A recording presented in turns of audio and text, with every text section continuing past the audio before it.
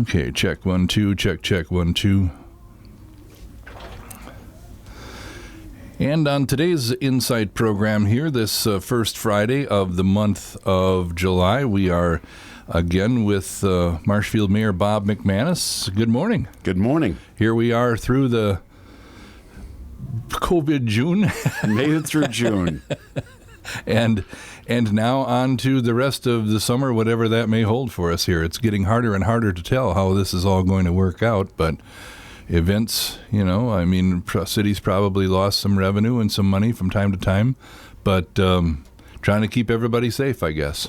Yeah, it's an interesting time, It's there's two worlds. There's folks that are very, very scared. I mean, this is a nasty virus, there's no doubt about it, but that are very scared, and then there's another group that just think that this isn't anything, and so trying to make sure that everybody's kind of going down the same plan is that definitely has its challenges. But you see people are getting back out. There's been more graduation parties. People are getting more social. I think as humans, we're social beings anyway. And I know during the shutdown, that was a lot of, that really worked on people. So as we open up, it's just we've got to wait and see. We've had a little rise in the amount of infections. What's very interesting is I heard on the news the other day, the national news, that Wisconsin's their infections have grown by 50% from May to June. And so I went to reality and looked at, because ever since this started, I keep stats that I get from the Wisconsin Department of Health Services does a brilliant job of putting out the daily statistics, how many people in each county, what the hospitalization rate is. I mean, and they do it every day by 2 o'clock. I'm sure the person that runs this is like, at 2 o'clock, this better be up. So they always put out the new information. And if you follow that, the infection rate in May was at about 6.04%, and in June was at about 3.82%. Now, and where testing is up by about 36%. And so the amount of people that, tragically lost their life in May was 274, and in June was, I think, at 185. So what we're seeing is a trend there. But the amount of numbers are going up, and what you're seeing nationally is they're saying it's putting us on a lot of younger people that are out, and you look down in Florida and places like that where you've got hot weather and a beach and people are out, and there's going to be more infections. So people have to be careful. They have to take this seriously. There was a time when we thought hot weather and a beach would kill this, or at least slow it up anyway. And the young people were, just like you are when you're young, 10 feet tall and bulletproof, Mm-hmm. and being not sick, but being a carrier can be just as bad. Yeah, it can. That's the very weird thing about this virus is you might even have it. There's even some people that carry it that aren't even symptomatic. They don't even know they have it. And then they go get around grandma and grandpa, and boy, there you go. And so it's a very, very interesting time. Very interesting time. And they talk about, coming up with the, what is that shot that they're going to give you? The vaccine? The vaccine. And I've just heard a lot of people say that even when the vaccine comes out, they're not going to take the first one because you don't know when that stuff gets tested. You hear about this all the time. Yeah, this drug, this is going to be great. It's going to save a lot of people. 2 years later, they're like, yeah, actually, there was this one little side effect we didn't know. And so you're hearing that. So I think because people's lives have been so disrupted, people are just on edge. Talking with Mayor Bob McManus here this first Friday of the month of July, actually pre-recording the show here earlier in the week at the WDLB studios for the Inside program here, so no phone calls available for today. But the reason I go into this is, people are weary of hearing it. I think that's why you're having some non-compliance with masks and all of that, is because people are just wanting it to be over so bad that they just wish it away, and you can't do that. But there are things that in this world, we are not an island. And the city and the city council has to be watching other things. And you've told me already that you're watching the State Department, Wisconsin Department of Health, and their numbers, so that in case anything does happen, it doesn't become like it snuck up on us, or that you weren't aware of things that are going on. And as the council members too, there's varying opinions on what should be done, can be done about the city itself, and not being shut down, or what can you do civilly? They talk about the state can mandate masks. I don't know if the city or ordinances can be put in that place or not. The city or the county, the city or the county could do that, and it's not something that we're even considering, but it is something that I watch, and there's a lot of sleepless nights, even though the numbers are they're okay for us right now. In the whole, we're in the north central region, and in the north central region, I believe, last I saw, there was 14 people actually in the hospital, and of that, 2 of them in the intensive care. Now that's for 12 counties. You're under control, and a lot of younger people are getting this, and they're handling it well. You look at the amount of deaths that have occurred in the state, and they are going down. I mean, that's a good thing. But at the same time, as you've seen in other places like Arizona and Florida and whatnot, if something would surge, now you got a problem if you have to overrun your medical system. So we are very fortunate here. As I think I've told you before, I'm on the phone weekly with the clinic and the Wood County Health, and the folks at Wood County have been tremendous. They've got a website too, so they update every day. I think we've had a total of 53 folks with the virus, and of that, I think 70% have recovered. So there's about 20 that are active in Wood County, and they're really keeping an eye on that. And so that is really good. We're just hopeful that people will, adhere and be safe.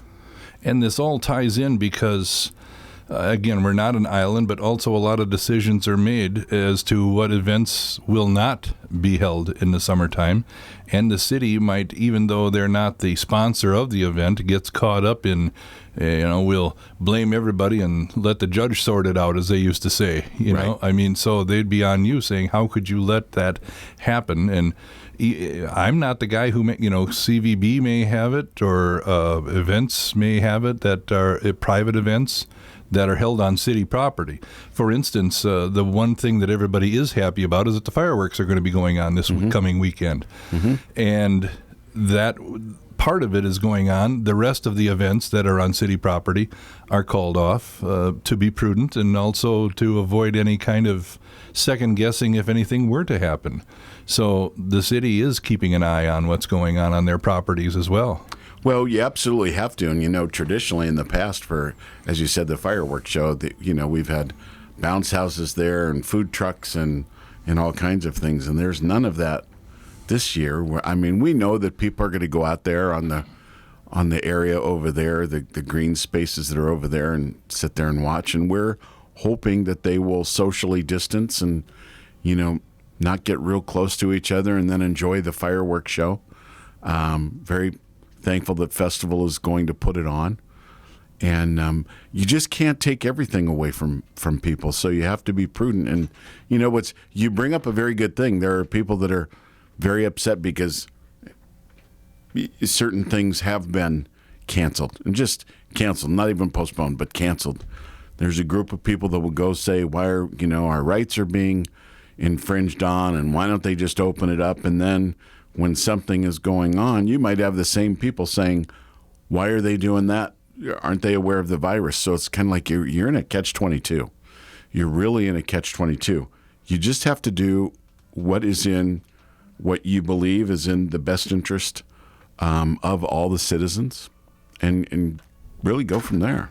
And that's the perfect way to put it. You have to be aware of all the citizens. I think too many people are thinking, well, I'm okay.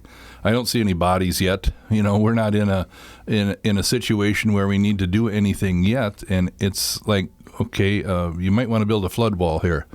Right. Even though it's not flooding, it's kind of dry right now. Right.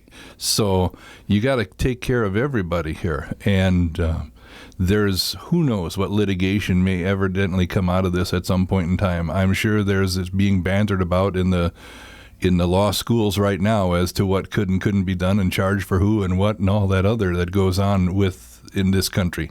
So you don't want to put yourself in a position where that's going to happen either.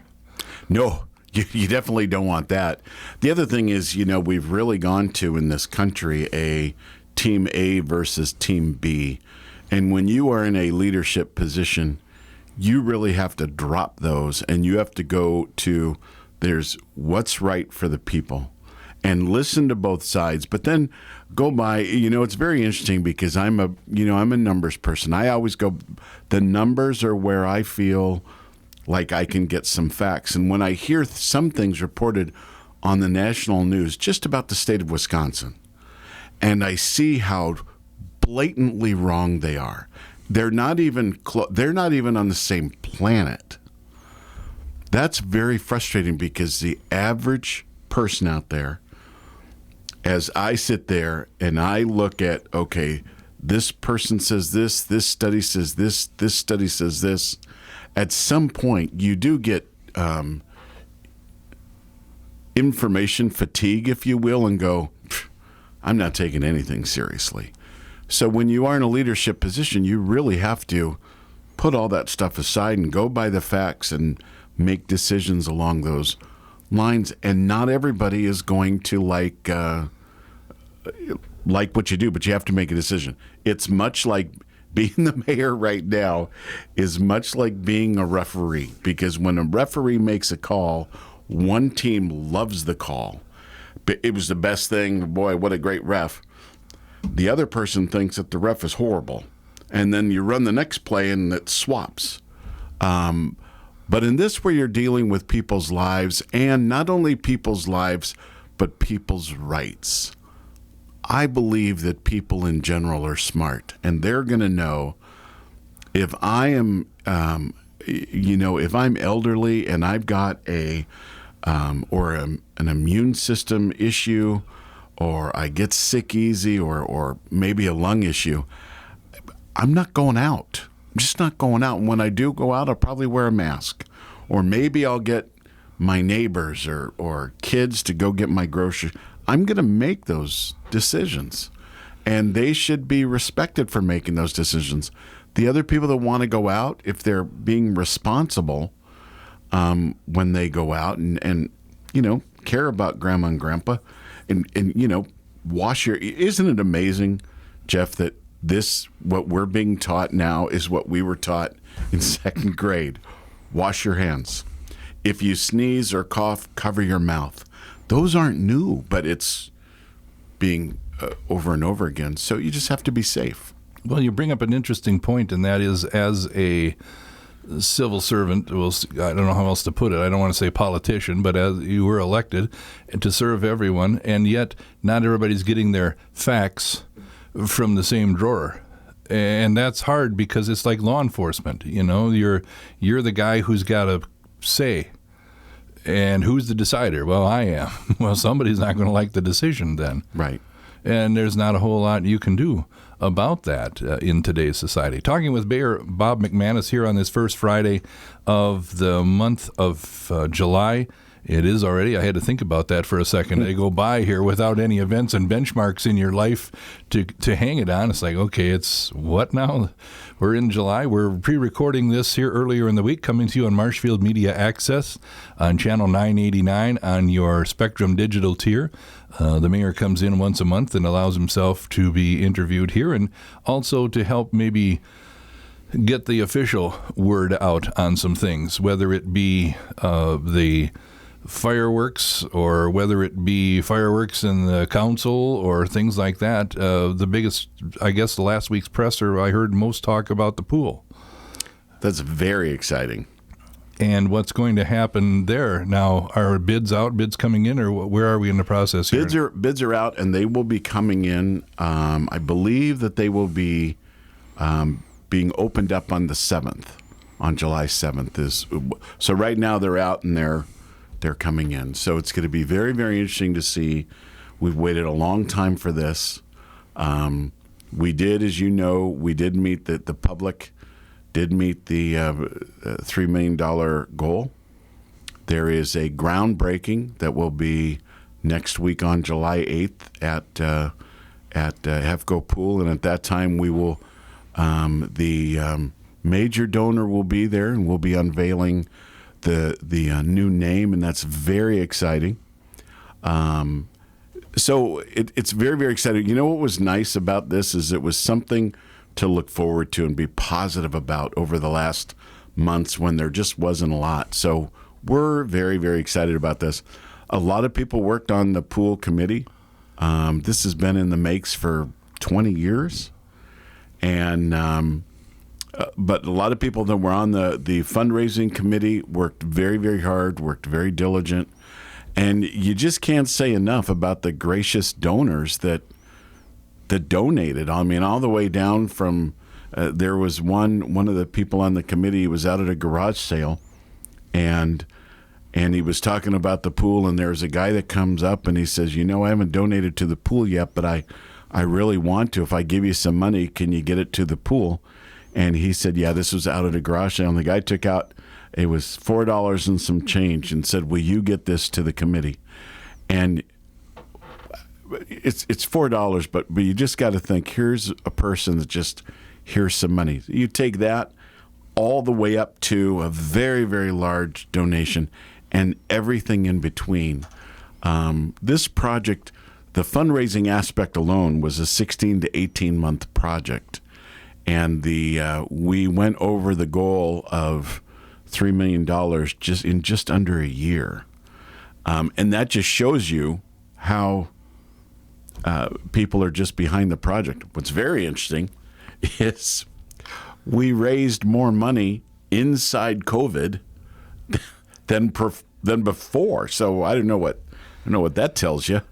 But it's just, people just wanted it to happen. So we're very, very excited about the groundbreaking that will be there on July 8th at noon at HEFCO, and it's really something. From your point of view, all the wrangling that went on and all of the talk of should we, shouldn't we, who's going to get how much, how can we get that much, that went on in the chambers, and everybody's doubts that happened, and for it to happen this fast was, in some people's minds, they didn't think it could be done, and now it was done rather quickly by your estimation. Yeah, it was. It was very interesting. The I call them the sidebars. The side conversations. A lot of people really didn't think that we were going to raise the money, and there were council members that were shocked. And when Justin and the fundraising committee came to the last council meeting, and prior to that, 3 weeks prior to that, we were about $500,000 away. And about 3 to 4 days after that, then we had another entity step up with another very large donation that got us really to where we needed to be. And it was very exciting. So when that announcement was made that we've got the money, the pool is a reality, there were some aldermen that sat back and really were shocked. Pleased, very pleased, because of it's been budgeted and everything else. So now it's to wait and see what because we were told, if you followed the discussions, that by going out now, in essence, we're going to be better off on bids, and so we'll save some money there. Maybe we'll get some in-kind donations from the people that the contractors that do the work. And so when they open the bids on the 7th, that's really where everything really happens. Is it $6 million? Is it 6.3? Is it 5.8? What is it? And so that's why we do continue to fundraise, because if we, the more we get, then the more additions we can add to the pool or to the aquatic center, or the if the bid comes in a little bit higher, then we'll be there. But we feel right now we're in a very, very good position. as you listen to those arguments and recall them in your mind, you have to wonder sometimes whether people wanted it to go forward or whether they just wanted it to, and then the city not have to fulfill their pledge in money that goes forward too. So now I guess they have to sit back and say, all right, you did your thing. Right. There could be some of that. I'm not aware of that, but I'm not. There very well could be some of that. You can't get this far down the road and go, okay, well now we shouldn't do it, because there would be no excuse, right? And so we've raised the money, and the money is there. And I will tell you, it was very humbling. I mean, one thing is, the whole now I've been the mayor now for what, 2 years and 3 to 4 months or something like that. That all is a very big surprise about what takes place. Nothing moves fast. I was very happy. I will say this, that one business grant program that we did, that we got done in 2 weeks. That moved fast. I was very pleased about that. Normally things move very slow. And this project, and in government, everything is a put off. Well, you know what? I know we're supposed to do it this year, but let's just do it next year, and let's get through this year and just look at it for next year. What that means is we're not doing it this year, and we're not doing it next year. That's getting put off. And too many times governments do that in all kinds of things, employee raises, all kinds of projects. But it would be understandable given the budget situation that you came into at the beginning of the year. Well, that is a very, very good thing, is you do still have the reality of that.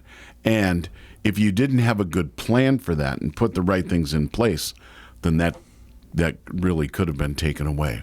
Fortunately, though, it's not. Now, we are going to have, we just got done with our CIP, and the CIP is like your organizational plan. So now that has to be voted on by the council at the next council meeting, because we've already started budgets. Well, they can't really even begin to work on their budget until the CIP is approved, so they could plug that in. Then we're going to see, so this is our plan. This is what you want to do. It's like this summer, what I want to do to the house is I want to re-roof it, and I want to put on maybe some new windows and siding. That's your plan. Now when we go through the budget system, it might very well be, the siding could probably go another year. That speaks to what you were talking about. Yes, but on your big purchases like this, that's really something you really have to. The pool situation was one to where if we didn't, that pool that we have right now wouldn't last another season or two. It just wouldn't. So then it would be gone. Now you're in a whole different thing. So when we get to the budget, now we already know from the mistakes that were made. It's still just rather infuriating that were made over a decade. I mean, this wasn't a 1-year blunder. This was a decade blunder. And in order to fix this, we just had a tax increase where we took it from our tax rate from $9.29 per thousand up to $9.54. Now, we know that in order for us not to be in a deficit, we need to be at 10.04. So we know that there is still room that we're going to have to go. Now, when I started as mayor, our debt, where we were is that we were at 59% debt. We're now down to 52. And so that aspect is really good. We've also been able to borrow at historically low rates. That helps as well. So we're sending our debt down, which is good. But this might be the 1 year where, and I'm not a big fan of this, but I've said it the other night, I'm saying it probably 2 to 3 times a day. I'm just not going to be in favor of a tax increase, even though I'm well aware we're already in a deficit. But we're going to have to tighten up the belt. And if that means this year we need to borrow a little bit more to make up the difference, then this is going to be the time to do it, because when you have something like a pandemic, in my opinion, and again, this is my opinion, but I'm going to fight for my opinion. I think one thing you might have noticed about me over the last 2 years and a quarter is if I believe in something, I get behind it and I'll fight for it. I'm going to fight for a no tax increase. Now, the Common Council is the one who makes the decision. But there is no reason in my mind with what we have right now that we shouldn't be able to borrow for that difference if need be. But what is going to happen now that we've set our CIP and these are our goals that we want to do, now we go down to where they actually do the budget. This is where the state and the county come in. If because their numbers are way down, they don't give us the same funds and things like that, or just say, sorry, we got to do this. Now we run into a pickle. So we are going to need, and that is going to come from the federal government. So this is where the idea of a shutdown and everything is, and all the different things that took place and that hurt businesses, you look at, maybe you needed it, but at the same time, the mortgage still has to get paid. The mortgage could care less about a pandemic. You got to pay that bill. So they're going to have to step in with some funds, because my worry is that in the state, they will reduce everything to the county, then that reduces everything to the city.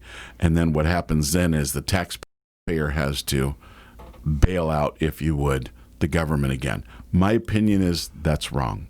And I will make that just as vocal as I did the roads. Remember when I first came in, they were supposed to do Central Avenue, and they just called up. One day, they were supposed to start in a couple of weeks. They called up one day and said, yeah, we're not going to do it this year. And everybody there is like, what do you mean you're not going to do it? Yeah, we're going to do it again in another 5 or 6 years. I'm like, what are you doing? And the good thing was, Jeff, is I didn't know about the proper protocol of government. So I just got on the phone and started calling people, and apparently my voice was rather loud, because for me, you don't just call and say this isn't it. Well, we got it in place the next year, and I'll fight for it. But having said that, I do know the parameters of where we're at 9:54 going into this. We should be at 10:04. You can't do that big of a tax increase. However, you can do it, I believe, over time. And if this means we need to borrow a little bit, but keep our debt structure well, then I think we're going to be okay. And if need be, I will go through and look at some of those things, and I'll go through them line by line and show them where we can cut and what we can cut and why we could cut. Hope it doesn't come to that, but I believe that there's enough there that where we could fix it. Well, when you talk about money coming from the state down to the county, down to the city, as a taxpayer, I'm going, well, that's mine too. So I mean, you may not want to make a city tax increase, but somebody's going to have to. If it doesn't come from them, it's got to come from everybody's short all the way up and down the line here. COVID didn't help anything along that line. That's for darn sure, with revenues down and tax take-in being down on sales and everything else as far as the state's concerned. So I don't know where you're going to. Somebody's going to have to. And is it the individual? Is it the taxpayer? One pocket or another, you're going to have to get it from me if we're going to survive. True. But that means that further up the level, then maybe they're going to have to take out some of the fluff, because if you look at the budget and for the state, there's a lot of fluff. There's a lot. That'd be easy to go cut that one. And I say that again from a very, I don't know if it's cynical, but maybe it's a very realistic point of view. Maybe you have to tighten this up. Maybe you have to go to every department and say, take $1 out of every 1,000 and make that work. It can be done. Talking with Mayor Bob McManus on the Insight program here on AM 1450 WDLB this first Friday of the month of July. We are pre-taping this. Presumably you're going to have a time off? that you weren't going to be in here on Friday? No, that's I don't know why we had to do this actually early. I think it was, I'm not exactly sure, but no, we're both I'm not sitting here looking at each other, pointing at not you. going to have time off. I'm going to be over there at the fireworks thing on Saturday, just twiddling my thumbs, walking around, asking people to just scooch a little bit.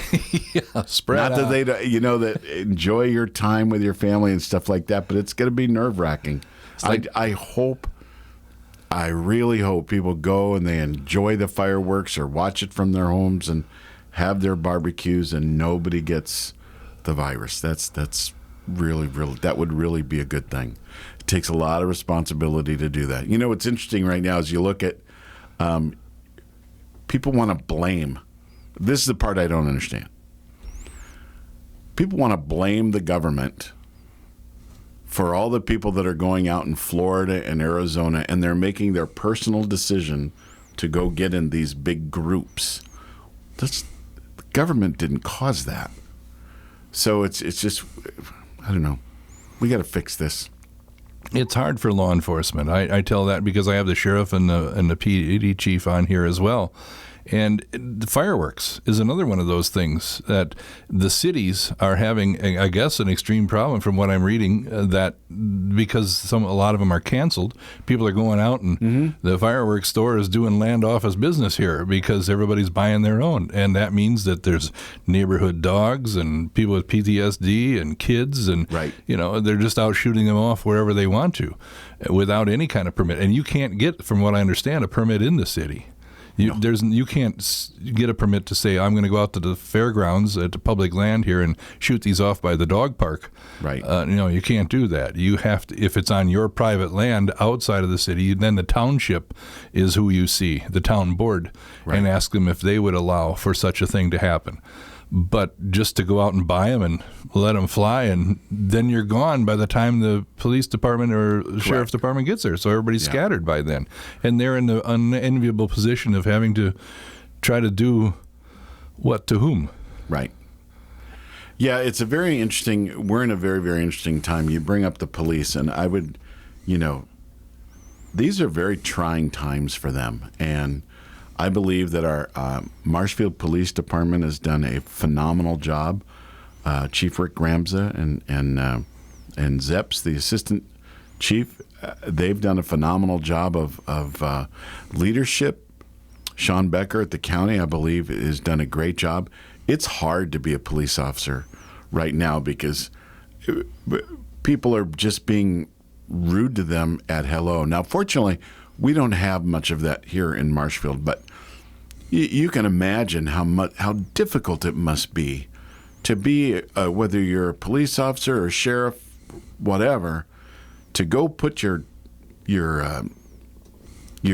on every day and go out into the world that's there when people just look at you and have weird thoughts. I mean, and yet at the same time, you've really got to hold the peace. And so right now things are so inflamed that maybe something very simple could really turn into something. And they do this every single day. I worry. I got to tell you, one of the requirements for becoming mayor is you really have to worry a lot. I worry about our police officers. I worry about our firefighters and paramedics. I mean, they go out on these situations and it's stressful. It's very stressful, and just a stressful time. But they do a great job. They do a great job. In any profession, there are some people that are not good. They're just not good. But for some reason, we just get to this point where we think that with police in general that, we label them all that way, and that's just not the case. That's just not the case. So they're in a tough spot. I mean, right now they are just in a tough spot. A star on your chest and a target on your back. Mm-hmm. As people are looking for a reason, and with cameras and with people with heightened sense now, what's he doing? Everybody's watching everybody to see if there's some brutality going on somewhere. Right. They want to have a gotcha moment. They absolutely do, and there's no doubt that because there are some people in that profession that are just bad, and they got videoed, then everybody's like that. In my profession, in dealing with what I do, I've got a calculator. Nobody's going to, bring over a cell phone and watch what I do with a calculator, and you're just not going to do that. Are you sure you're punching the correct numbers in? Right. Did you punch a 7 when it should have been an 8? Wait a minute. Let me see if my calculator comes up with the same. But with, in some professions, police, fire, paramedics, they're going out in these fires and 1,000, 2,000 degrees, or they're going out and they're starting, they're cardioverting people and dealing with people's lives. That's just stressful. And, I worry about them. Our clinic, they're doing a great job and trying to reopen things and get everything going. And, that's tough. So there's just a lot of difficulty. And as you said, just a lot of people that are stressed. And I just really wish, when I was a soccer coach, I loved coaching. I have coached football and I've coached soccer. And I have no idea why I coach soccer. When my boys were really, really young, my next door neighbor, Walter, just a great guy, they asked us to coach. And we're like, neither of us knows how to play soccer. Well, the kids were 4 and 5. They didn't know how to play soccer. They just go around, they herd to a net. And so we just got the ball, and for our practices, 30 minutes of practice, we would get a ball, we would kick it as far as we could, and we'd tell them to run after it and then dribble it back. That was practice, and we thought, all right, this is pretty good. And then I went, and every year I went to more classes, and I really learned the game. And my boys they were all exceptional soccer players, and I would coach all-stars, I would coach different levels, and even when we came back here to Wisconsin, I coached. When I'm on the sideline, I'm loud, and everyone knows that I'm there coaching.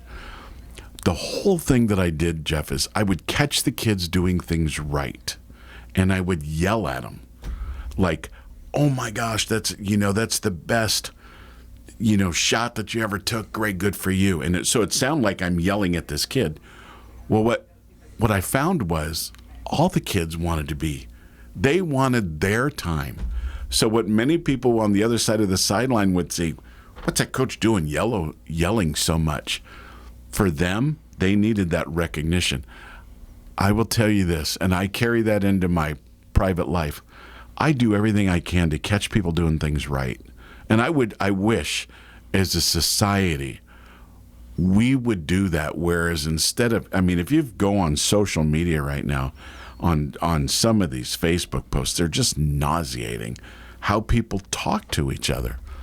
What if we just went out as a people, and we just started here in Marshfield, we started catching people doing things right. We started saying thank you.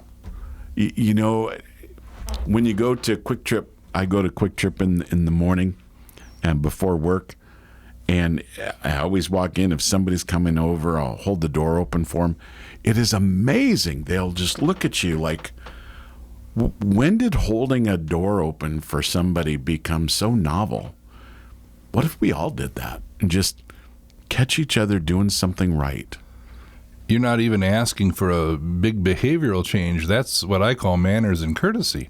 That's not even a thing, It's not like paying it forward or doing anything. It's right. It's just manners and courtesy. It's just basic. I think we're solving all the world's problems right now, because basically, if we catch people doing things right, use basic manners, we wash our hands a lot, and if we sneeze or cough, we cover our doggone mouth and nose. Jeff, we're good. Thank you, Mr. McManus, for our kindergarten tutorial today. Right? Right? But it's it's true. Talking with Mayor Bob McManus on the Insight program here on AM 1450 WDLB as we make our way into the month of July here. It's Friday morning edition, the first Friday. He makes himself available to us. You're watching us on Marshfield Media Access, or you could be watching on 989 on the Spectrum Digital tier here as we talk with the mayor the first Friday of the month. We'll take a break and be back in just a moment. All right.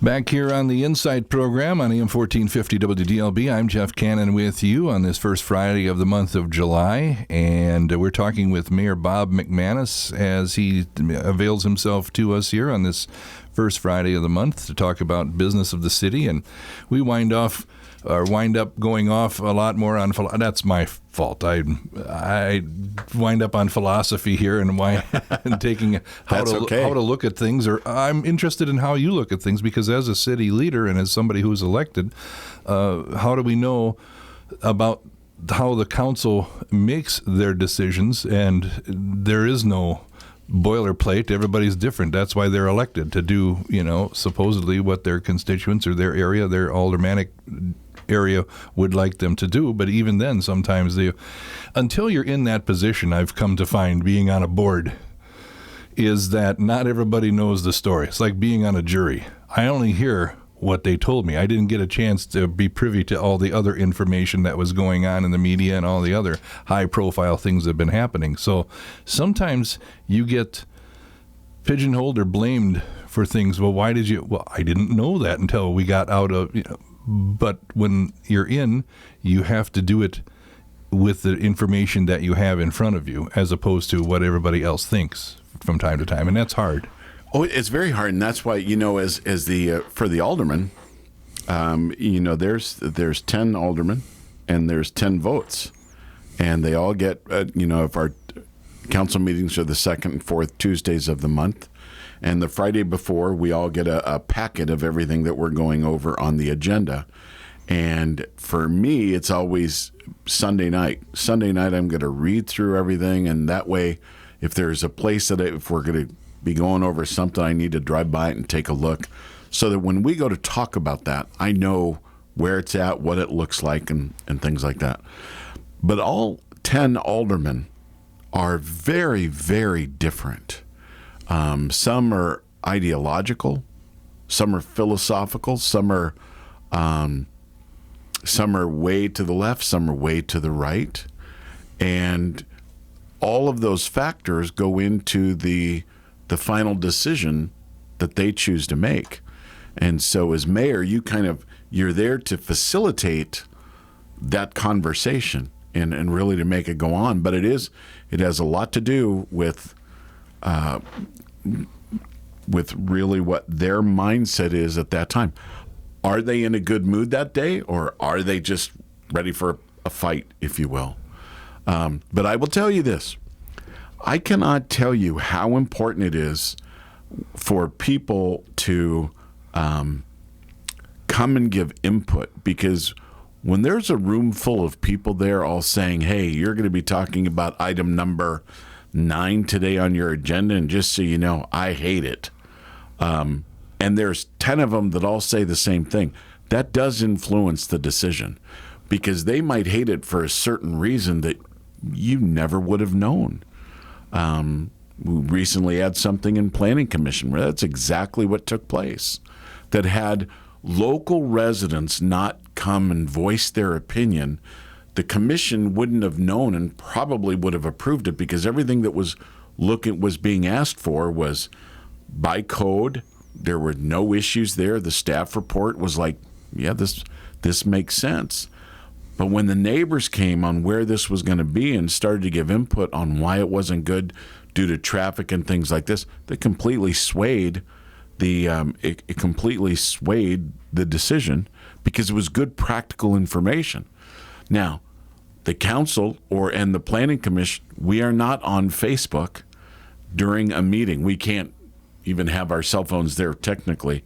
So if something is being discussed and the general public hates it, there's no way for us to know when we're in that decision-making process, why really discussing any issue that you have with your alderman, call them, let them know, show up to a council meeting, and,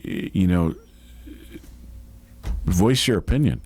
That part is very, very important.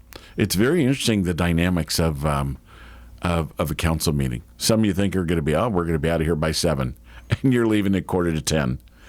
And they're very, very interesting. You've got 10 completely different ideas on the same thing. Now, as a point of order, you don't have a vote except for tiebreaker in this system, right? I only have a vote in the event of a tiebreaker, and I think I've only done one veto. if I'm going to do a veto, it's got to be I've really got to be convicted, because there's been decisions that have been made that I didn't necessarily agree with, but at the same time, the aldermen are the voice of the people. So as you said, they should be representing the people that are in their district. And if that's what they choose, then okay, so be it. And there have been some things where, I'm pretty happy about the leadership role that I did take in directing the conversation and showing the validity of it. And I'll go back to that business grant. All the I's were crossed and, I's were dotted and T's were crossed. So making the decision became very simple, but there were still people that had reservations. You really have to keep going down that road. And so it's very important. I respect all the aldermen. It is not easy what they do. You are on, as an alderman or mayor, every word you say is scrutinized, and you have to be careful. You have to be able to back it up. You have to be able to back it up, and you have to. Here's the interesting thing. When I went over to this was festival about a week or two ago, I walked in there, and there was one person that came up to me, and they were like, well, this was just before everything opened up. Why is everything closed and blah, blah, blah, and you got to open it up? And it's like, yeah, you don't have that power as a local mayor. And he was really, really upset. And he's talking to me, and he's just agitated. Had another lady come up that was there while I was in the milk aisle, and she came up and she had her mask on, and she was asking, why aren't we staying, because she heard the things were going to open up, why aren't they staying closed longer, blah, blah, blah, blah, blah. Here I've got two people, completely different opposite ends of the spectrum. That's a lot what being the mayor is on the council. You're kind of trying to gauge them to come up with a good decision and keep it away from, I really try to keep it away from ideology of you're on the left and you're on the right. At the local level, the mayor and aldermen, we can't play that game. We have to act like adults, and we have to make hard decisions. Our decisions affect people in this city, so we just have to be very, very careful. Perfectly fine to have your ideology and see certain things through that lens. That's great. Everybody does that, myself included. But that can't be your premise of making a decision.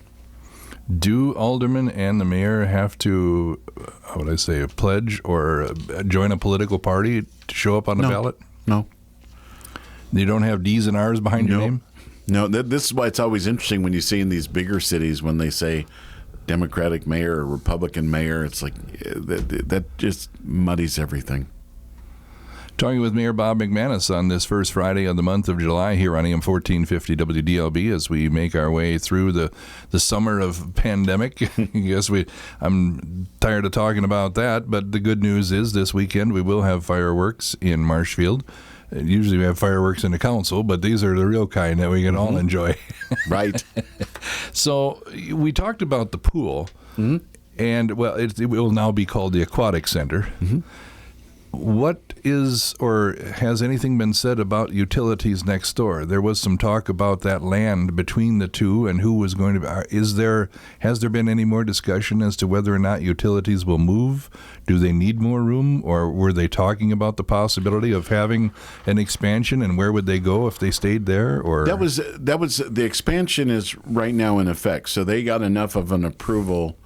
They got an approval for an idea. So they really can't come to the council and ask for money, because once the council gives this looks pretty good, go get your permits, because they've got to go through the electric commission. They've got to go through so many different hoops. It's at least a year-long process. So they're out trying to get all their permits, and they have to go to the electric commission to approve everything. So it's going to take its time. And the design of the building that they have in mind is with the pool right there. So there'll be enough of a barrier there so they're not staring over into the pool. So that is something that's going to take place on that property. Yes. Well, that is the way it is right now. It's got to, like I say, it's got to come back after they get all their approvals. The Utility Commission needs to approve it, and then they'll look to do that. I don't know what's involved with the grid that's back there, but the only other simple option would be to put it on an industrial park property somewhere if they wanted to do something other than on the property that they're at.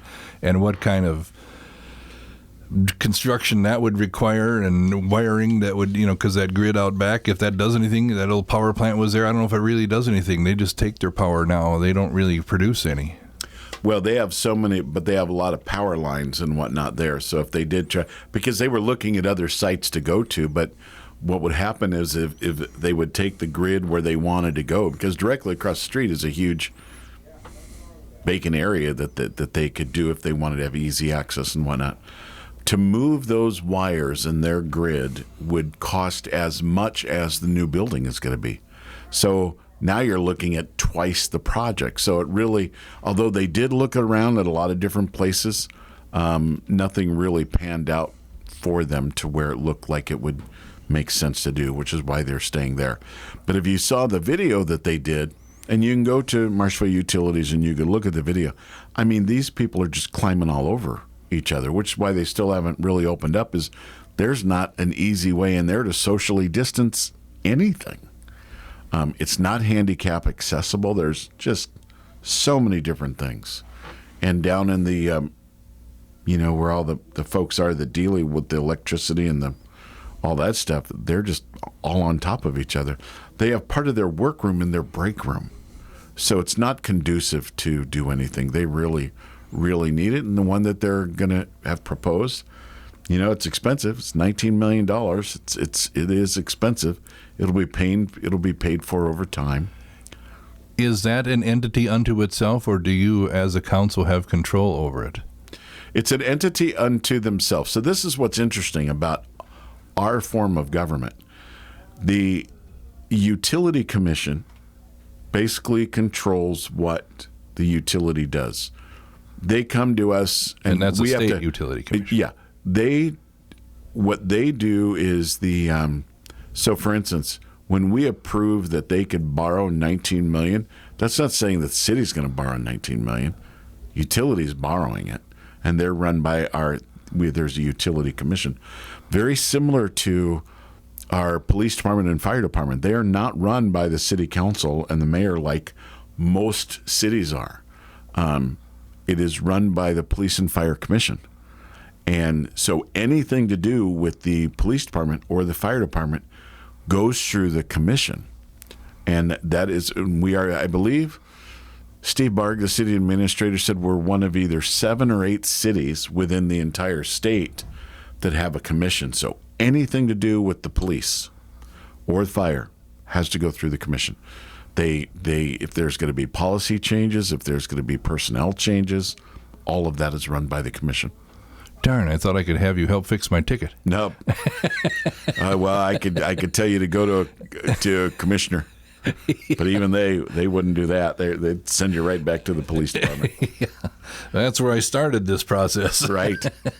All right. Hey, good to see you, and happy 4th of July. Thank you very much. Mayor Bob McManus here with us on the Inside program this first Friday of the month of July here on AM 1450 WDLB, pre-recorded today because you are also watching us on Marshfield Media Access. You can see their Facebook page, or you can see their website.org, or you can watch us on Channel 989 on your Spectrum Digital tier here on WDLB. I'm Jeff Cannon.